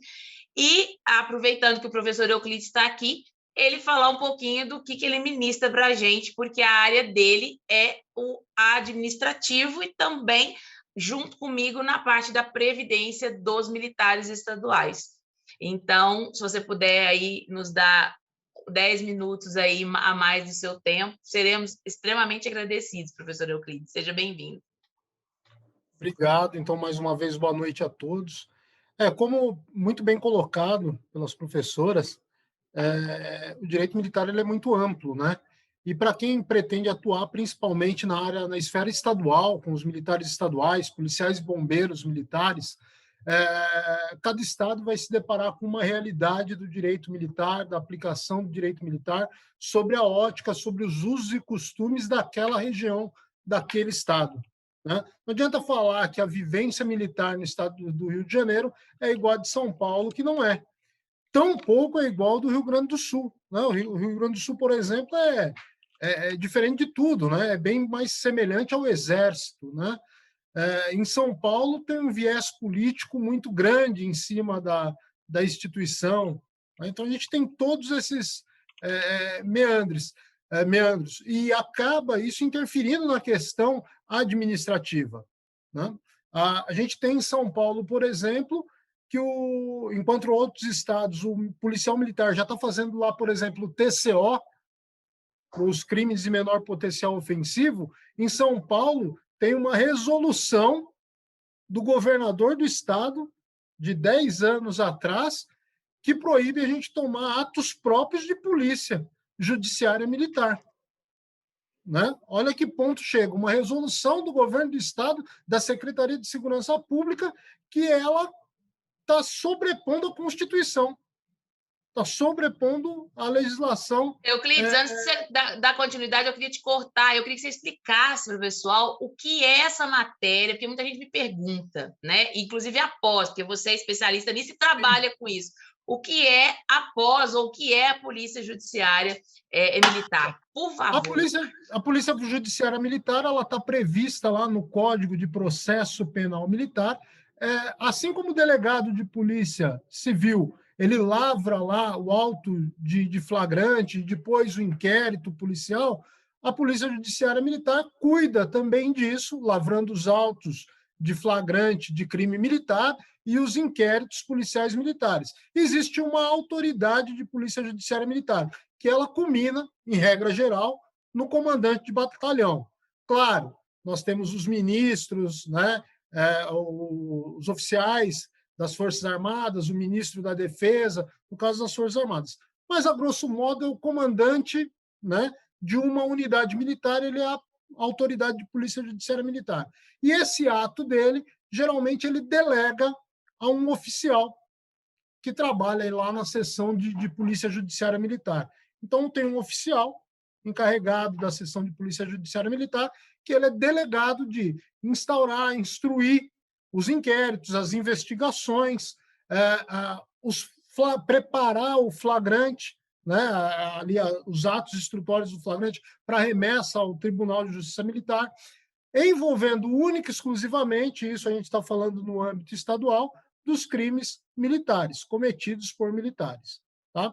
Na Justiça Militar da União, por exemplo, um civil que pratique um crime militar, ele vai ser lavrado um inquérito policial militar envolvendo esse civil, porque a Justiça Militar da União ela tem a competência para julgar o civil. Na Justiça Militar do Estado, que é o caso que eu trabalho, né, não tem essa competência, então a gente só vai apurar a conduta de militares. Então, essa é a atividade da Polícia Judiciária Militar, fazer os atos aí da persecução, iniciais da persecução penal. Né, o preparo que seria o administrativo disciplinar? Não. Né? Dentro da Polícia Judiciária Militar existe a Polícia Judiciária Militar e disciplina. Aí nós temos a parte disciplinar. Todo crime militar ele tem uma correspondente disciplinar. Sim. Certo? Mas nem toda infração disciplinar é um crime. Por exemplo, eu lesionei alguém, eu, militar, lesionei alguém. Eu tenho lá a lesão corporal. Consecutivamente, eu tenho a transgressão disciplinar cabível para apurar essa lesão também. Então, é independente as esferas, né? A administrativa e a penal, né? A judiciária do crime, e, lógico, em cima disso ainda tem a questão cível, que pode ser apurado numa sindicância, e a pessoa, aí, o ofendido, pode ingressar com uma ação de reparação de danos. Né? Isso, então, o militar ele responde nas 3 esferas. Sim. Né? A questão disciplinar, somente disciplinar, nós temos, por exemplo, cabelo. Militar não tem militar de cabelo comprido. Né? Uhum. Então, militar de cabelo curto, barba, militar tem que fazer a barba, é obrigatório fazer barba todo dia. Né? O coturno engraxado, a roupa bem passada, né? A apresentação pessoal. Né? No caso da Polícia de São Paulo, nós temos no regulamento disciplinar proceder de forma ilibada na vida pública e particular, como um bom chefe de família. Então, tudo isso aí são condutas que podem ser apuradas administrativamente. Aí é o administrativo disciplinar. Disciplinar, né? Que é a base daquela musiquinha, né? Marcha, soldado, cabeça de papel. Se não marchar direito... Vai preso para o quartel. Essa prisão no quartel é justamente a prisão prevista lá no artigo 5º, que fala que ninguém será preso, senão em flagrante delito ou por determinação por ordem judicial, né? Salvo, porque sempre tem a vírgula, né? Nos casos de crime ou transgressão disciplinar. Então, vai lá aprender. O que acontece? Por que a inovação? Por que a importância? Né? Alguns estados, como é o Rio de Janeiro, estão insistindo em manter a prisão disciplinar. E essa prisão disciplinar, por exemplo, para as polícias e bombeiros militares, acabou no dia 26 de dezembro de 2019, com a Lei 13.967. Não pode ser aplicado mais. O governador do estado do Rio de Janeiro falou, não, minha polícia precisa da prisão, senão eu não vou ter controle, eu não vou ter como disciplinar. E entrou com uma ação direta de inconstitucionalidade para tentar, então, derrubar essa lei. Mas, em regra, os estados não aplicam mais a prisão administrativa. Minas Gerais já não aplica há muito tempo. Há muito tempo. Desde 2002. Né? Há muito tempo. Mas existem...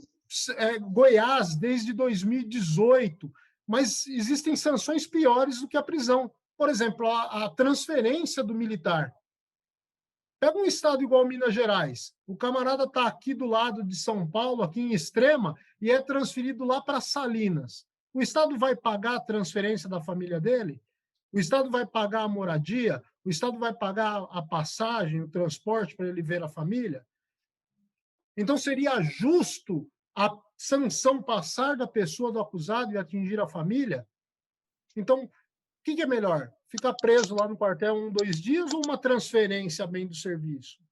É interessante uma sanção que mexa no bolso do policial, já ganha tão pouco. Aí vai lá e desconta 1, 2 dias de serviço. É uma sanção que pode vir a substituir. E por que isso é importante hoje? Porque a grande maioria dos estados ainda não editaram um novo Código de Ética e Disciplina. Ainda está vigendo os regulamentos disciplinares, né? E aí entra o trabalho do advogado, né? Um mandado de segurança, um habeas corpus, né? São os remédios que resolvem essas situações. Né? Outra coisa, para quem está atuando na Justiça Federal, a questão disciplinar não pode ser atacada perante a Justiça Militar da União. A Justiça Militar da União ela não tem competência cível para julgar atos disciplinares ilegais. Se tiver que fazer isso, vai ter que fazer na Fazenda Pública, né? Na Fazenda Federal. Na Justiça Estadual, não. Na Justiça Estadual, os estados que possuem TJM, eles podem analisar questões cíveis. São Paulo, por exemplo, a segunda e a sexta auditoria, eles recebem essas questões cíveis, que, na verdade, são administrativas, disciplinares, né? Então, eles podem receber isso aí e julgar aí a questão da legalidade do ato administrativo punitivo, né? Então, é um campo muito vasto aí para se trabalhar. Não dá para querer atuar na área administrativa em todos os estados, assim como também quem é especialista no direito administrativo no Exército, vai conseguir atuar nas outras forças? Vai, mas não vai fazer um trabalho tão bom, por exemplo, na Marinha, não vai fazer um trabalho tão bom na Força Aérea, porque existem as peculiaridades de cada força. Talvez o que seja tolerável no Exército Brasileiro não possa ser tolerável na Marinha. O Exército, a gente está em terra. Então, uma conduta ali pode ser tolerável. Na Marinha, 3 meses no mar, confinado, 6 meses no mar, confinado, seria que uma transgressão disciplinar deve ser tolerada, né? Então, tem esse questionamento, né? Por que o pessoal fala a respeito do administrativo? Esses dias você até citou a questão que o direito administrativo militar ele tem 2 frentes, né? 2 frentes, que seria o administrativo disciplinar. Como é que funciona isso? Qual que é essa subdivisão? Porque isso aí é bem confuso. Alessandra, vamos lá. Eles colocavam aqui, eu te botando no fogo, né? E o que é para variar? A Keila já está acostumada, que eu já ponho ela no fogo direto, já está acostumada, entendeu? Mas olha só, sabe por que eu te faço essa pergunta?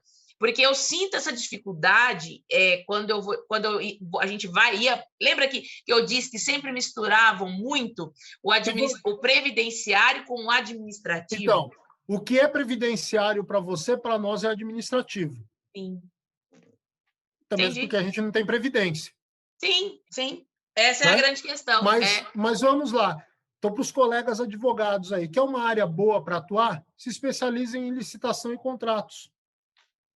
Entendeu? Mas o que isso tem a ver com a administração militar? Ora, vocês já estão se especializando em direito militar.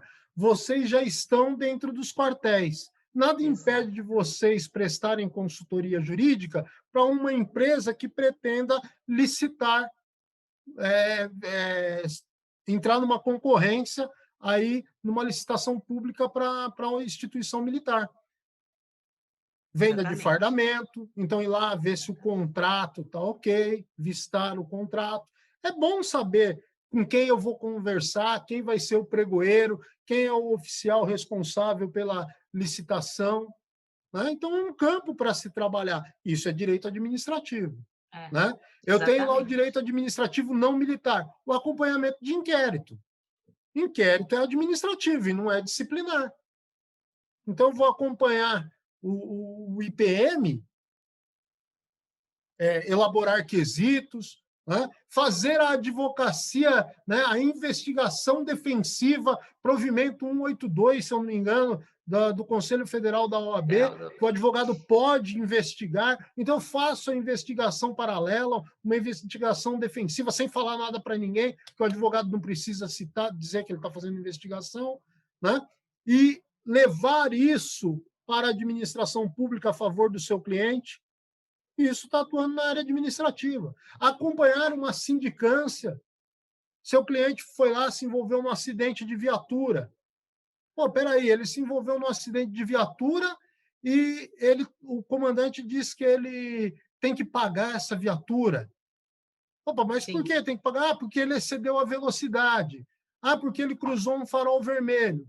Opa, a gente tem entendimento sobre isso. Claro que eu não vou falar, Alessandra, porque isso eu vou falar na nossa aula de teses de defesas administrativas. Você não vai contar a tese de defesa. Mas é o que eu te perguntei por conta Mas do existem seguinte, meios, por causa da existem dificuldade. métodos Exatamente. que dá para trabalhar sem ser na questão disciplinar e ajudar um militar. Então, exatamente, porque a grande confusão dos alunos de quem começa na área é exatamente separar isso, né? Porque, igual você disse, não sei se você concorda comigo, nas Forças Armadas, você falou a questão da não previdência, mas nas Forças Armadas, com a 13954, isso aí já delimitou, entendeu? Por exemplo, eu sinto que as Forças Armadas, agora sim, eles entenderam que existe um sistema de proteção, né, que está lá no artigo 50 da 6880, que trouxe toda a determinação do que vai acontecer ou não vai acontecer. Beleza. Então, aqui nós vamos trabalhar com pensão, com reintegração, com a reforma, enfim, com reserva, tudo para essa área do sistema de proteção, e separou isso do administrativo, isso para as Forças Armadas. Para as Forças Auxiliares, foi o que a gente estava conversando na live aquele dia, né? Mas olha só que legal, o militar ele é desligado, ele é demitido ou expulso. Exatamente. Aí a gente não falou de direito administrativo disciplinar? Aí você fez a defesa, tal, mas mesmo assim, tchau, meu amigo, vai chorar no pau da bandeira, né? Exatamente. Só que daí tem um processo, surge um fato novo e vai ter um processo de reintegração.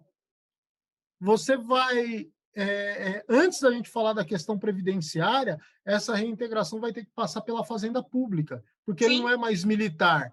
Quem Sim. vai analisar isso não é mais o TJM, vai ser a Fazenda Pública. E Fazenda Pública é direito administrativo. Disciplinar? Entendi. Não. Exatamente. Então, não. Tem que conhecer o direito administrativo. Tem.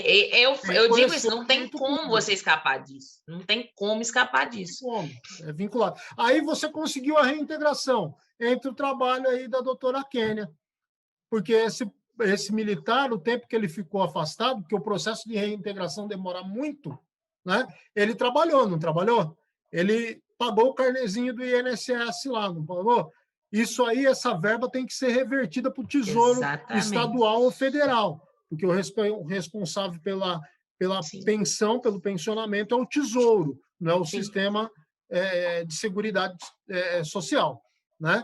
Então, a gente tem que garantir que o INSS repasse e a administração militar garanta. Aí a gente está falando de direito previdenciário e de sistema de proteção social, mas que o seu início é no direito administrativo. Exatamente. Olha Exatamente. Só que coisa. O direito administrativo ele não tem código. Qual que é o código de direito administrativo? Código Civil e Processo Civil. Então, o advogado que vai atuar na área administrativa, militar ou pública, né? Na Previdência, ele tem que conhecer de processo civil. Ele tem que conhecer do direito civil. Então, é onde a gente fala, né?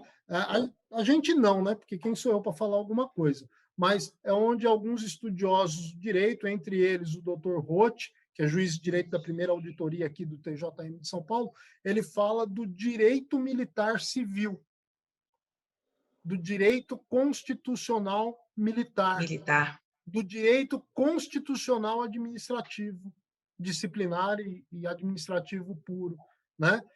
Então, é o olhar constitucional, e o olhar globalizado de todo o direito voltado para os interesses dos militares e seus agregados, né, que são os pensionistas, né, os pensionistas, né?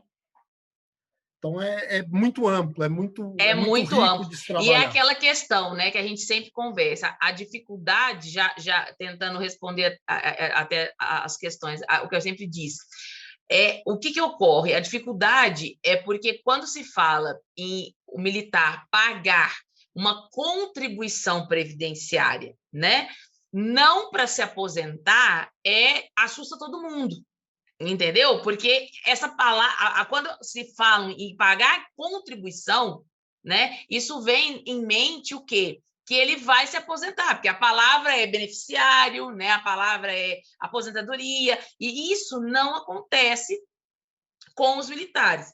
Então, aí a grande discussão, que se existe ou não realmente um regime, né, um sistema, por isso que foi tirada, a emenda constitucional 103 tirou o terceiro regime de previdência, colocado, né, junto com os outros dois, e construiu um sistema, né, que foi a emenda constitucional que tirou isso, na emenda constitucional 103, e não a reforma, né? E aí o que acontece? É aquilo que a gente fala. Por que colocaram as Forças Armadas, as Forças Auxiliares, igual a gente brinca, né, Vitor?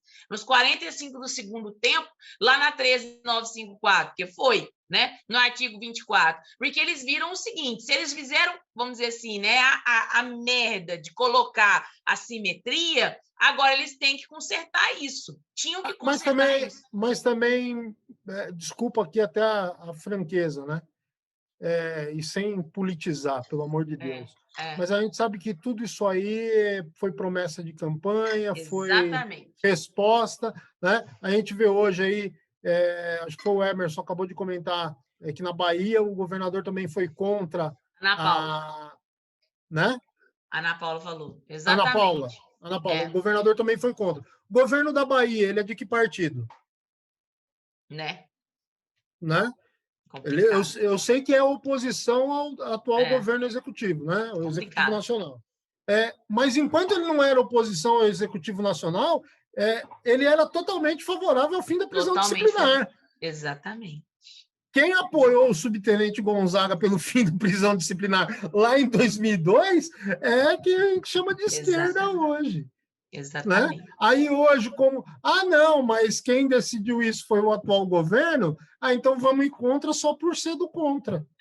Mas uma coisa que você falou lá atrás é muito importante. A parte das Forças Armadas, a gente sabe que não tem...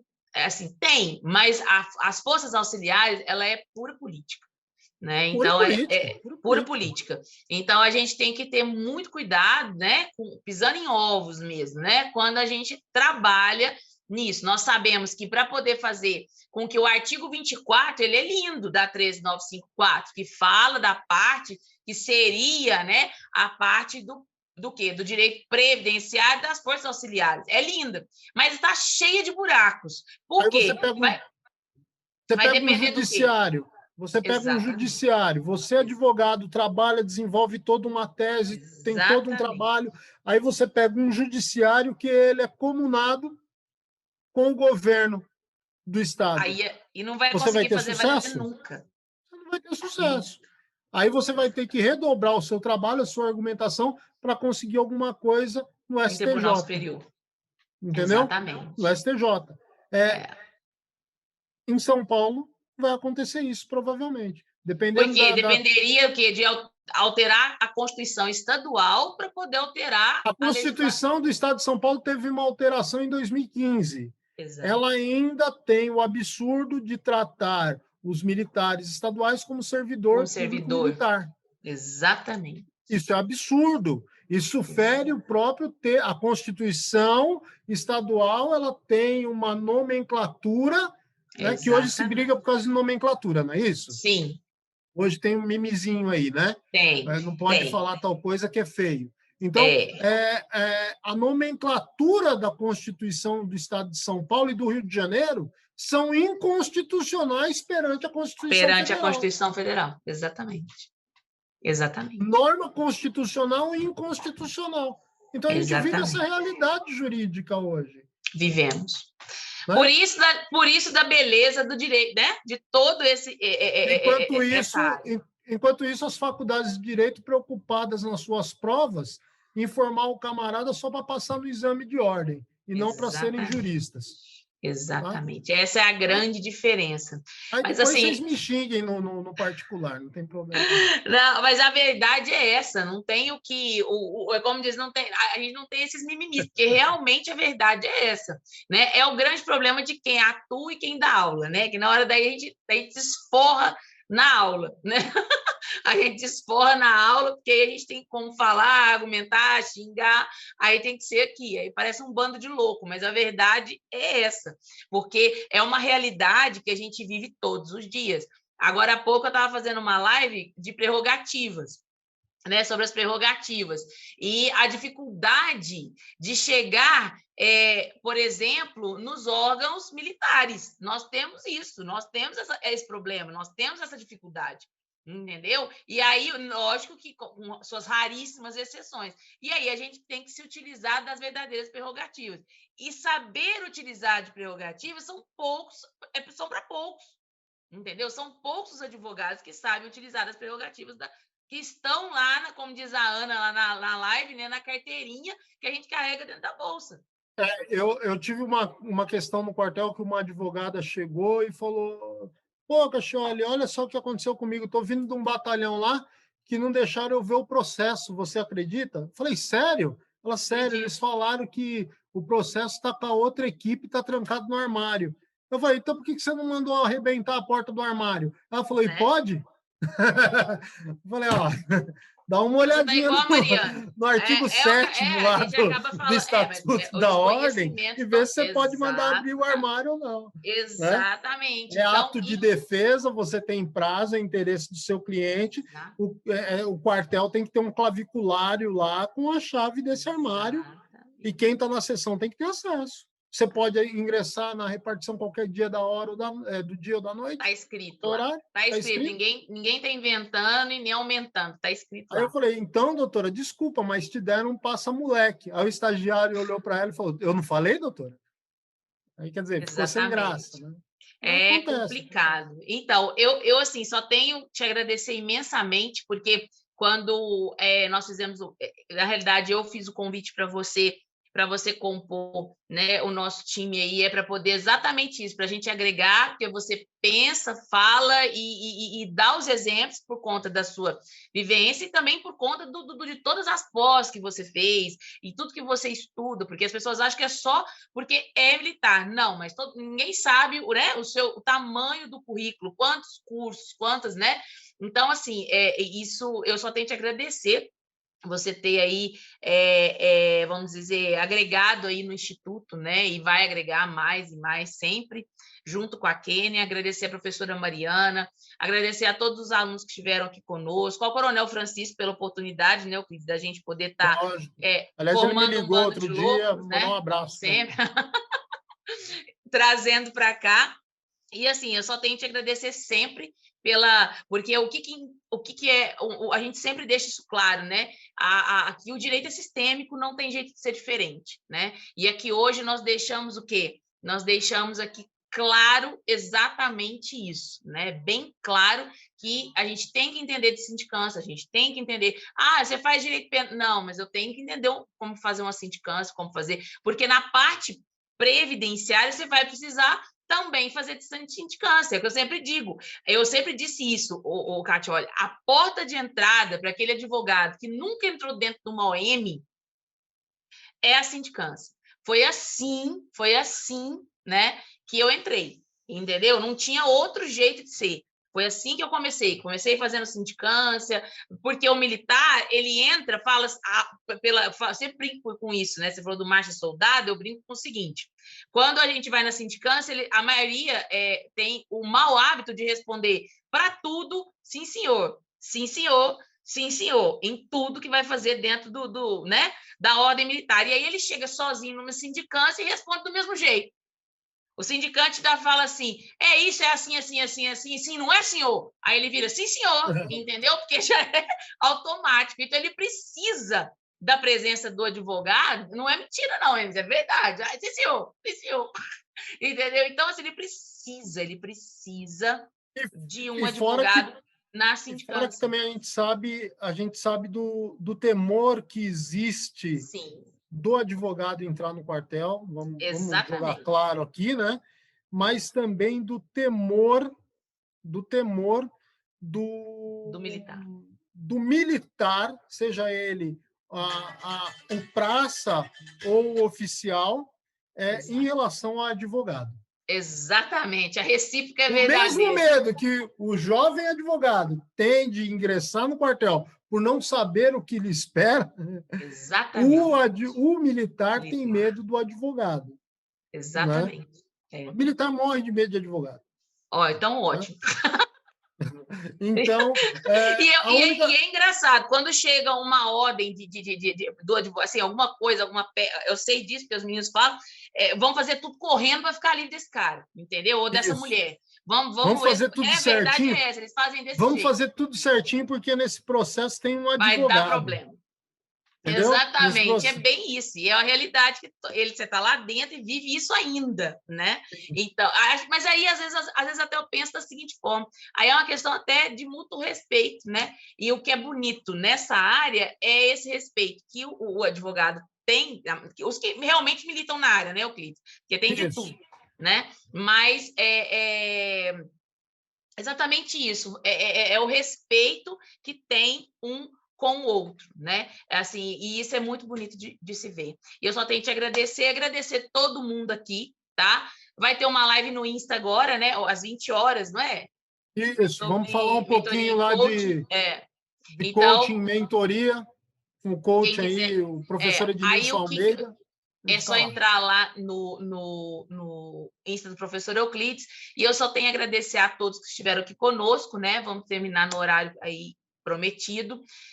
Muito obrigada, convidando todos, os que não conhecem o Instituto Venturi, que venham a conhecer, tem muita coisa boa, muita coisa legal, a gente está aí para poder, é um time legal, tem mais gente, né, que compõe esse time, hoje nós estamos aqui em 4, mas tem mais pessoas aí que compõem esse time, e a vontade é só ensinar e trazer vocês aí para o nosso universo, né, Euclides? Sempre. Kênia, obrigada, gratidão imensa também, viu, pela sua presença. Sigam a professora Kênia também, na melhor continente. Abração do velho cabo de esquadra.